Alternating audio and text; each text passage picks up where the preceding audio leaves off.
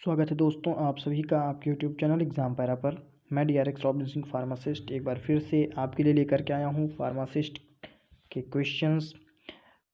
और ये जो क्वेश्चन हैं हमारे, ये नया सेट पेपर है उसके क्वेश्चंस हैं और इसमें आपको 100 क्वेश्चंस मिलेंगे। हर एक सेट पेपर का हम लोग नया पार्ट लाएंगे, ठीक है।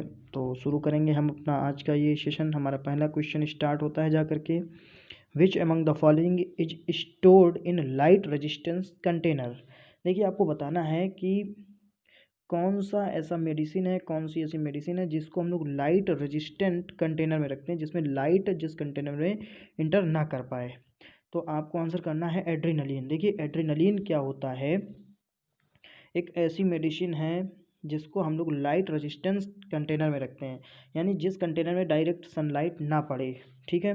और एड्रेनलिन के बारे में आप लोग जानते हैं, ये जो है ब्लड प्रेशर को इंक्रीज़ करता है जा करके, ठीक है। एड्रिनल ग्लैंड से सिक्रीट आउट होने वाला, ये जो एड्रिनल ग्लैंड से सिक्रीट आउट होने वाला मेन हार्मोन्स होता है एड्रेनलिन। एड्रिनल ग्लैंड कहाँ पे होती हैं? ये एड्रिनल ग्लैंड जो हमारी होती हैं वो किडनी में होती हैं, दोनों तरफ किडनी के ऊपर स्थित होती हैं, ठीक है। ये आपकी किडनी हो गई बीन शेप्ड। तो ये सॉरी देखिए मैं फिर से बना देता हूँ। सपोज दैट ये बीन शेप आपकी किडनी हो गई, तो किडनी के ऊपर ऐसे जो है ये एड्रिनल ग्लैंड दोनों तरफ होती हैं, ठीक है। और इनसे जो मेन हार्मोन्स निकलता है वो जो है होता है एड्रीनलिन। और इसको जो है एड्रिनल ग्लैंड को हम लोग 3F ग्लैंड भी कहते हैं। 3F gland, adrenal gland is also known as 3F gland. और ये जो 3F होते हैं, F और F, ये जो है प्रॉपर्टीज शो करते हैं, फ्लाइट, फ्राइट और फाइट, है ना। और इसको उड़ो या लड़ो हार्मोन्स भी कहा जाता है। बढ़ेंगे अगले क्वेश्चन की तरफ। Question number 2, which of the following is not an adverse effect of propranolol. Propranolol क्या होता है? ये बीटा एंटागोनिस्ट होता है, ठीक है। तो प्रोप्रेनोलॉल क्या हो गया? ये बीपी की दवा हो गई जा करके। और इसमें से कौन सा एडवर्स इफेक्ट प्रोप्रेनोलॉल का नहीं होता है? तो आप बताएंगे लैक्टिक एसिडोसिस, ठीक है। Lactic acidosis is not an adverse effect of propranolol, okay. बढ़ेंगे अगले क्वेश्चन की तरफ। Question number 3, water soluble portion of tragacanth. देखिए ट्रेगाकैंथ आप जानते हैं फार्मास्यूटिकल एड, या आप कह सकते हैं एडिटिव में आपने ट्रेगाकैंथ पढ़ा होगा। और ट्रेगाकैंथ एक गम होता है, ठीक है, जो इमल्सीफायर के रूप में इस्तेमाल होता है। तो इसका जो वाटर सोल्यूबल पोर्शन होता है ट्रेगाकैंथ का, वो क्या होता है? आप बताएंगे ट्रेगाकैंथिन, ठीक है। Tragacanthin is the portion which is soluble in water present in tragacanth, ठीक है। फिर क्वेश्चन नंबर 4 की तरफ हम लोग बढ़ेंगे। Which among the following do not have an active metabolite. आपसे पूछ रहा है इनमें से कौन सी एक ऐसी दवा है जिसका कोई भी एक्टिव मेटाबोलाइट नहीं बनता है, ठीक है, या नहीं होता है? तो आप बताएंगे neostigmine. Neostigmine do not have an active metabolite, यानी इसका कोई भी एक्टिव मेटाबोलाइट नहीं बनता है, वो है नियोस्टिग्मिन। क्वेश्चन नंबर 5 की तरफ हम लोग चलेंगे। इन filtration anesthesia, in filtration anesthesia to prolong the duration of action, procaine is mixed with। आपसे पूछ रहा है कि infiltration anesthesia to prolong the duration of action, procaine is mixed with. तो प्रोकेन किसके साथ मिक्स किया जाता है अपने एक्शन को बढ़ाने के लिए? आप बताएंगे एड्रीनलिन के साथ। किसके साथ? एड्रीनलिन के साथ। फिल्ट्रेशन एनेस्थीसिया में prolong the duration of action, उसके जो एनेस्थीसिया का एक्शन है उसको बढ़ाने के लिए, मतलब उसके टाइम को बढ़ाने के लिए प्रोकेन को किसके साथ मिलाया जाता है? तो एड्रीनलिन के साथ, ठीक है। ये हो गया हमारा क्वेश्चन नंबर 5। क्वेश्चन नंबर 6 पे चलेंगे हम लोग। अकॉर्डिंग टू NDPS एक्ट, देखिए आप लोग कहेंगे ये NDPS एक्ट क्या है, ठीक है। NDPS अगर आप नहीं जानते तो मैं आपको बता देता हूँ, narcotic drugs and psychotropic substance act. NDPS का मतलब क्या हो गया जाकर के? Narcotics drugs and psychotropic substance act. कब आया था? 1985 में, ठीक है। इस एक्ट के तहत क्या है कि कल्टीवेटिंग कोका प्लांट और gathering any portion of coca plant is termed as. देखिए इसमें क्या है कि नारकोटिक्स एक्ट जो है, नारकोटिक एक्ट जो है 1985, उसके अकॉर्डिंग क्या है कि अगर आप किसी भी ऐसे पौधे को उगाते हैं या उसकी खेती करते हैं, ठीक है, तो इस जो खेती करने का जो इसमें एक लाइसेंस लेना पड़ता है, ठीक है। और उसको जो है खेती करने के तरीक़ों को हम लोग क्या कहते हैं टर्मिनोलॉजी में, तो आप बताएंगे इलाइसेट ट्रैफिक, इलाइसेट ट्रैफिक, ठीक है।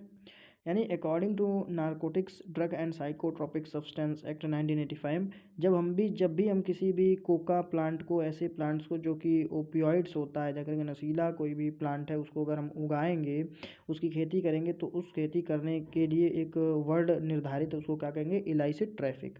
फिर बढ़ेंगे क्वेश्चन नंबर 7 की तरफ। Macrocytic anaemia developed due to the deficiency of intrinsic factor is known as. देखिए कह रहा है कि जो मैक्रोसिटिक एनीमिया वो डेवलप हो जाती है, या वो डेवलप हो जाने का मतलब मैक्रोसिटिक एनीमिया क्यों हो जाता है, क्यों डेवलप हो जाता है, to the deficiency of intrinsic factor, जो बॉडी के इंट्रिंसिक फैक्टर होते हैं उसकी वजह से, उसकी डिफिशियंसी की वजह से उसमें कमी आ जाती है, तो क्या है मैक्रोसिटिक एनीमिया डेवलप हो जाती है।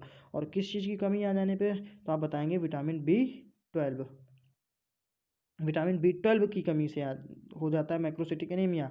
और इसको ही हम लोग कहते हैं परनीसियस एनीमिया। क्या कहते हैं परनीसियस एनीमिया। इसमें सॉरी आपसे विटामिन का नाम नहीं पूछा है, आपसे इसी का एक तरीके से सिनोनिम्स पूछ लिया है।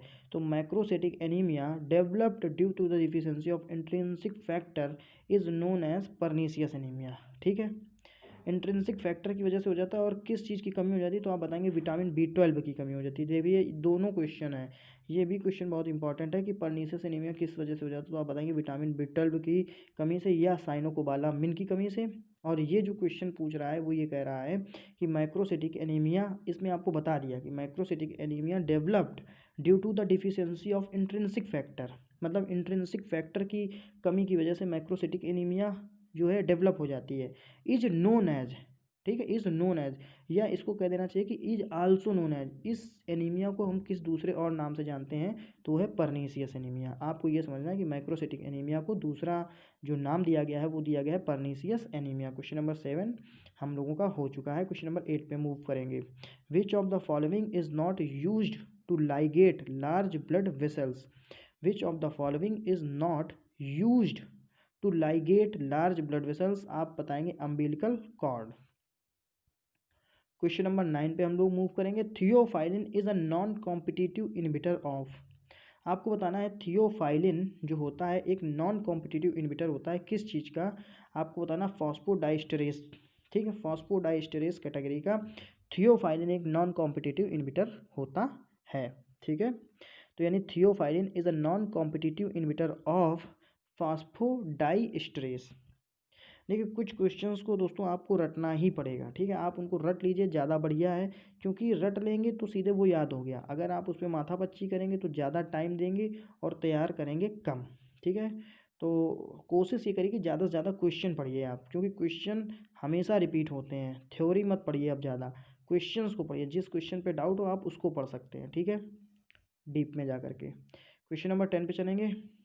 आपको बताना है intra cellular enzymes which is a combination of heme and protein and act as a catalyst in biological oxidation are termed as, देखिए कह रहा है एक इंट्रा सेलुलर एंजाइम सोचा तो ह्यूमन बॉडी के अंदर पाया जाता है, ठीक है, उसमें कॉम्बिनेशन पाया जाता है हेम, यानी हेम का मतलब हो गया एक तरीके से ब्लड का, हीमोग्लोबिन का, और प्रोटीन का, ठीक है।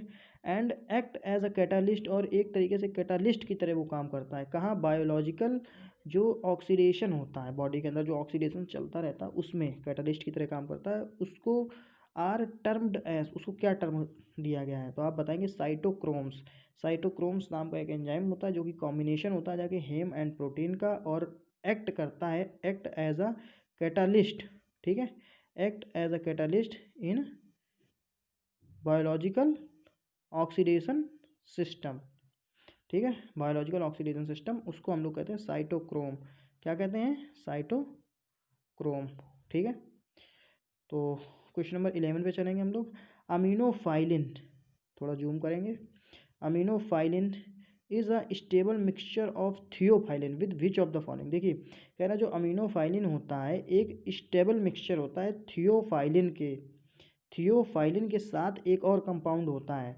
अगर थियोफाइलिन और उस कंपाउंड को मिला देंगे तो वो बन जाएगा अमीनोफाइलिन। तो आपको बताना है उस कंपाउंड का नाम क्या है जो थियोफाइलिन के साथ मिलाने पर अमीनोफाइलिन बन जाता है। तो आप बताएंगे एथाइलिन डाईएमीन। अब देखिए, अब आप ये समझ लीजिए कि एथाइलिन डाईएमीन को ले लिया, ठीक, प्लस आपने रिएक्शन करवा दी किसको, अब आप ले लेंगे क्या, थियोफाइलिन ले लेंगे। देखना ये आपका थियोफाइलिन ले लिया गया, ठीक, थियोफाइलिन ले लिया आपने। अब इथाइलिन डाईएमीन और एथाइलिन डाईएमीन, फिर से देखिए, एथाइलिन डाईएमीन ले लिया, थियोफाइलिन ले लिया, इन दोनों को जोड़ करके रिएक्शन करवा दिया, क्या बन गया, अमीनोफाइलिन। क्या बन गया, अमीनोफाइलिन। बस यही पूछ रहा था। क्वेश्चन नंबर 12 पे चलेंगे। The pharmacokinetics parameters that describe the efficiency of elimination of drug from the body is. कह रहा फार्माकोकाइनेटिक्स क्या होता है, what the body does to the drug, यानी बॉडी आपकी ड्रग के साथ क्या क्या करती है। तो इसमें 4 चीज़ें आ जाएंगी। ADME आपने पढ़ी होगी, इतना तो जानते हैं कि ADME 4 जो है चरण होते हैं बॉडी के अंदर, ड्रग के साथ बॉडी करती है एक, ठीक है। तो A से एब्जॉर्प्शन, D से डिस्ट्रीब्यूशन, M से मेटाबोलाइजेशन और E से एक्सक्रीशन।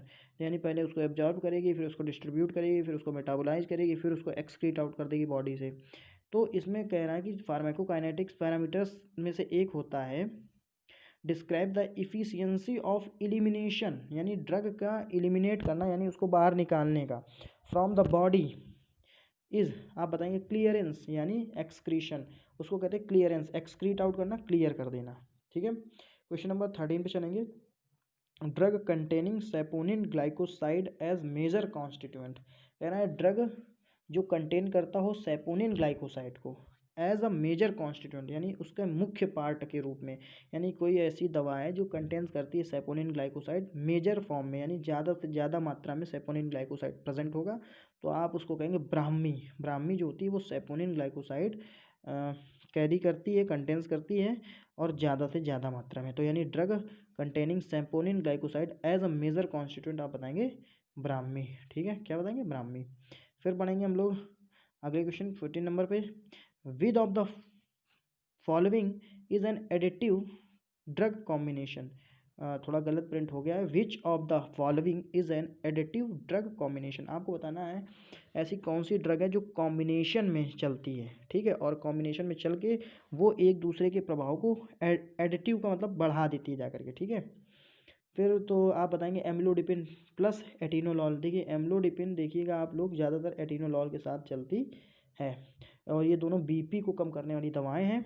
तो होता क्यों है, ये दोनों क्यों कंबाइंड चलती हैं, ये क्योंकि इनमें जो है एडिटिव ड्रग कॉम्बिनेशन होता है, यानी ये एक दूसरे के प्रभाव को ज़्यादा से ज़्यादा बढ़ा देती हैं जाकर के, ठीक है, सिनर्जिस्टिक एक तरीके से एक्शन देती हैं, ठीक है।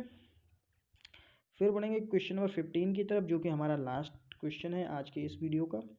5-HT antagonist used to control chemotherapy induced nausea and vomiting. देखिए बहुत ही ज़्यादा इंपॉर्टेंट क्वेश्चन है, NCL फार्मासिस्ट के एग्जाम में ये भी पूछा गया है। 5-HT एंटागोनिस्ट, आपको बताना है 5-HT एंटागोनिस्ट जो रिसेप्टर होता है बॉडी को, उसको एंटागोनाइज करने के लिए, 5-HT को एंटागोनाइज करने के लिए, ठीक है, जो क्या करता है, कंट्रोल करता है जाकर के क्या, chemotherapy induced nausea and vomiting, यानी कीमोथेरेपी से जो नोजिया और वॉमिटिंग होती है जाकर के उसको जो है ये कंट्रोल करता है। तो आप बताएंगे ऑन्डेनसेट्रॉन, ऑन्डेनसेट्रॉन। अब आप लोग देख सकते हैं कि 5-HT antagonist used to control chemotherapy induced nausea and vomiting, यानी जब पेशेंट की कीमोथेरेपी करी जाती है तो इंड्यूस हो जाती है, यानी उसको नोजिया और या वॉमिटिंग दोनों चीज़ें आ सकती हैं क्योंकि कीमोथेरेपी हुई है, ठीक है। तो इस नोजिया एंड वॉमिटिंग जो कि कीमोथेरेपी की वजह से हुई है, इसको कंट्रोल करने के लिए हम लोग ऑन्डेनसेट्रॉन जो है देते हैं, ठीक है। तो दोस्तों ये थे हमारे आज के 15 क्वेश्चन। अगर आपको ये क्वेश्चन बढ़िया लगे हों तो प्लीज़ हमारे इस चैनल एग्ज़ाम पैरा को सब्सक्राइब करें, हमारे वीडियो को लाइक करें और अपने दोस्तों तक ज़रूर शेयर करें। हम आपके लिए ऐसे ही अच्छे क्वेश्चंस फार्मासिस्ट एग्ज़ाम के पॉइंट ऑफ व्यू से लाते रहेंगे। आपको करना बस इतना है कि इस चैनल को आपको सब्सक्राइब करना है, वीडियो को लाइक करना है और अपने दोस्तों तक शेयर करना है। Thanks for watching the video, thank you so much.